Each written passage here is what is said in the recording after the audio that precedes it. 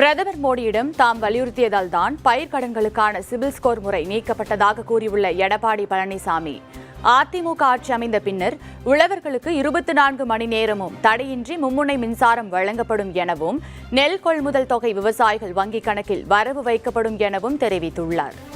CIBIL score அப்படின்னு ஒன்று கொண்டு வந்து எல்லா இடத்துலையும் நான் டெல்டா மாவட்டத்துக்கு போனேன்.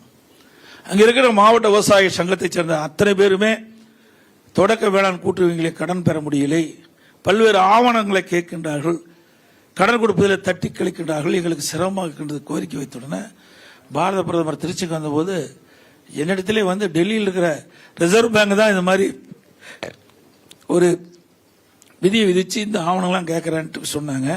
ஆனால் அவர்கிட்ட கொடுத்தோன்னா அடுத்த நாளே மாநில அரசாங்கம் வேணுமென்று திட்டமிட்டு விவசாயிகளுக்கு கொடுக்கின்ற கடனை அதை காலதாமதப்படுத்தி அந்த சூழ்நிலை உருவாக்கியது என்று பிறகு தெரிஞ்ச உடனே அடுத்த நாள் அவர்கள் ஜீவோ போட்டாங்க.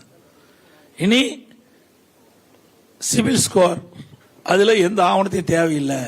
விவசாயிகள் ஏற்கனவே எப்படி பயிர்க்கடன்கள் பெற்றார்களோ அதை தொடர்ந்து பெறலாம் என்று அனைத்து கூட்டுறவு சங்கங்களுக்கும் சுற்றறிக்கை வெளியிட்டாங்க.